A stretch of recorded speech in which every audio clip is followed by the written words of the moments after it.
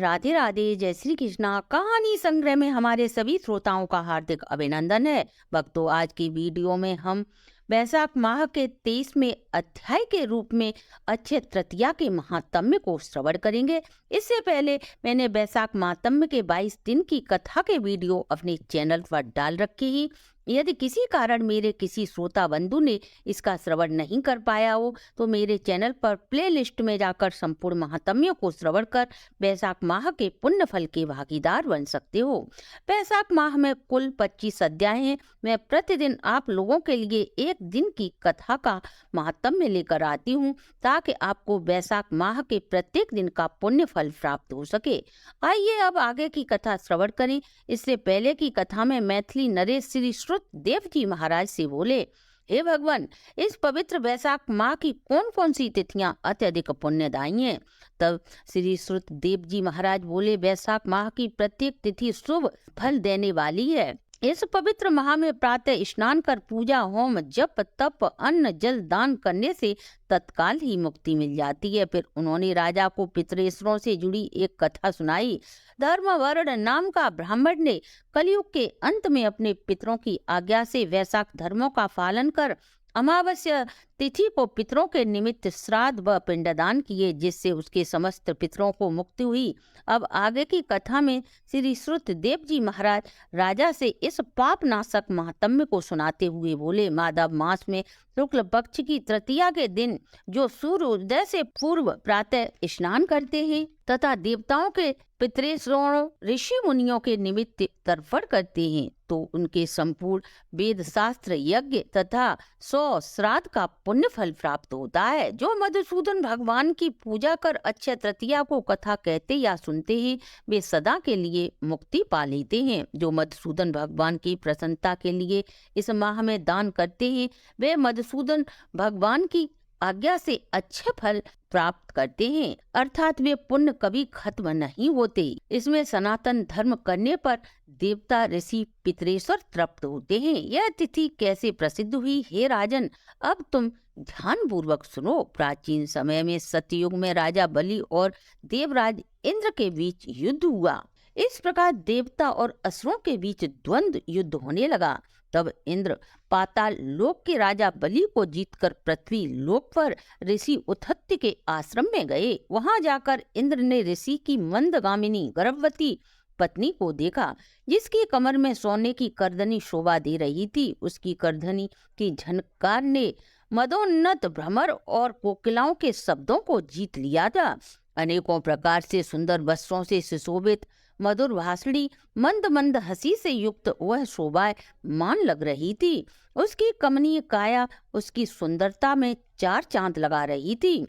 सित कमल के समान उसका मुख, नील कमल के समान नेत्र, केतकी के उदर के समान अति मनोहर गालों वाली, परिश्रम पूर्वक श्वास भरती हुई नाछी फर्ण कुट्टी की ओर मुख किए बैठी थी। उसे फरियक पर शयन करते देख इंद्र को मोह उत्पन्न हुआ। वह बलपूर्वक उस गर्भिणी स्त्री से भोग करने की इच्छा करने लगा, परंतु गर्भस्थ पिंड के कारण वह दुष्कर्म करने में सफल न हुआ और वह बलहीन तेजहीन हो गया। तब गर्भस्थ शिशु पर इंद्र को बड़ा क्रोध आया और क्रोध के कारण उसने नेत्र तांबे के समान हो गए। क्रोध में वह श्राप देता है, हे दुर्बुद्धि, तेरे कारण मैं भोग नहीं कर पाया, इसलिए तू जन्म से अंधा हो। तभी इंद्र को ऋषि सहित शिष्यों के आने की आशंका हुई और वह अपने काम से बाहर आया। तब इंद्र को अपनी गलती का एहसास हुआ और वह ऋषि के शाप के भय से वहां से भागा। उसे भागते देख संपूर्ण शिष्य हंसने लगे। तब वह लज्जा के कारण पहाड़ की एक कंदरा में घुस गया और वहां बैठकर कठोर तप करने लगा। राजा बलि के गुप्त दूतों द्वारा बलि को यह भेद पता चला तो वह देवताओं पर आक्रमण करके अमरावतीपुरी, दिक्पालों की विभूति और श्रावंत सदी तथा स्वामी सहित देवताओं के राज्य पर बलपूर्वक शासन करने लगा। अग्नि आदि देवता अपने स्वामी रक्षक को न देख देवगुरु बृहस्पति के पास जाकर इंद्र का वृतांत पूछने लगे। हमारा स्वामी कहाँ है? स्वामी के बिना राज्य पर असुरों का अधिकार है। हे विभो, बहुत समय बीत गया, इंद्र क्यों नहीं आते? हे गुरुदेव, हमें बताने का कष्ट करें। हमारे राजा कहाँ हैं? हम वहां जाकर उनसे प्रार्थना करेंगे। इस प्रकार सभी देवता देवगुरु बृहस्पति की शरण में जाकर इंद्र का पता पूछते हैं। देवताओं की बातें सुनकर देवगुरु बृहस्पति बोले, रसातल में बलि को जीतकर इंद्र उथत्य ऋषि के आश्रम गया और बलपूर्वक उथत की स्त्री से दुष्कर्म करने का प्रयास करने लगा। इन पर शिष्यों ने उसकी बड़ा ही निंदा की, जिसके लज्जा के कारण वह स्वर्ग नहीं लौटा और शर्म के कारण पर्वत की एक कंदरा में घुस गया। वहीं वह सची सहित वास कर रहा है और अपने द्वारा किए कर्म पर पश्चाताप कर रहा है। देवगुरु की बातों को सुन सभी देवता देवगुरु को साथ ले मेरु पर्वत की कंदरा में गए। कंदरा में बैठे इंद्र को देख उसके बल वीर का प्रकाश करने वाले लोक प्रसिद्ध स्रोतों द्वारा इंद्र को प्रसन्न करने लगे। हे संपूर्ण देवों के स्वामी, आपको नमस्कार है। तुम्हारी अनुपस्थिति में दैत्यों ने हमें परेशान कर रखा है, जिससे हम अपने स्थान पद से निष्कासित होकर इधर उधर मारे मारे फिर रहे हैं। अतः तुम चलकर शत्रुओं का दमन करो। देवताओं की ऐसी स्तुति सुन इंद्र गुफा से बाहर आया, मगर लज्जा के कारण नेत्र पृथ्वी की ओर झुके थे, कमर झुकाए देखने लगा। दुख के मारे कंठ भर आया, जिसके कारण मुख से कुछ बोल न सका।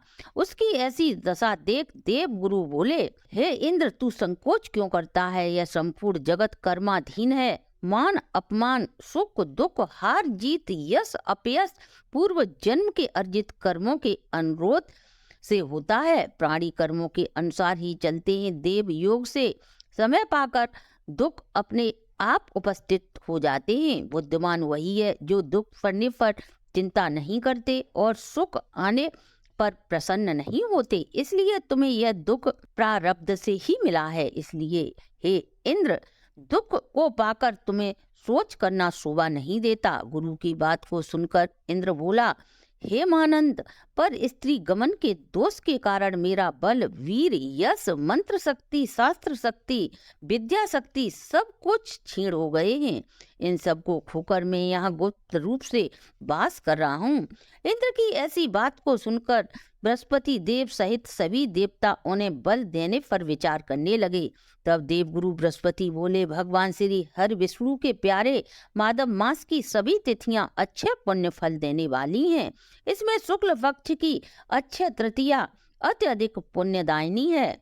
जो इस तिथि को श्रद्धा पूर्वक दान करता है, निसंदेह उसके सारे पाप नष्ट हो जाते हैं तथा बल, वीर, ऐश्वर्य में वृद्धि होती है। इसलिए अक्षय तृतीया के दिन बलि के बैरी इंद्र के द्वारा स्नान, दान, सत्कर्म कराने चाहिए, जिससे उसके पाप नष्ट हों, जिसके प्रताप से इंद्र बल, विद्या और मंत्र शास्त्र में पूर्व की भांति शक्तिवान हो जाए।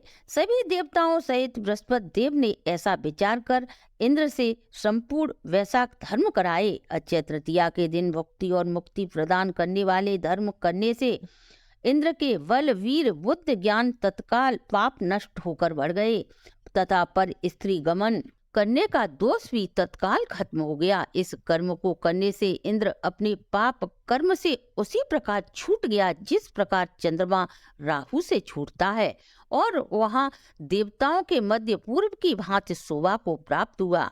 इंद्र ने सभी देवताओं को साथ ले अक्षय तृतीया के पुण्य प्रभाव से सभी दैत्यों को जीतकर सभी वैभवों से युक्त अमरावती पुरी में प्रवेश किया। फिर इंद्र की आज्ञा से सभी देवता अपने अपने घर गए और पूर्व की भांति यज्ञ याद में अपना अपना भाग लेने लगे।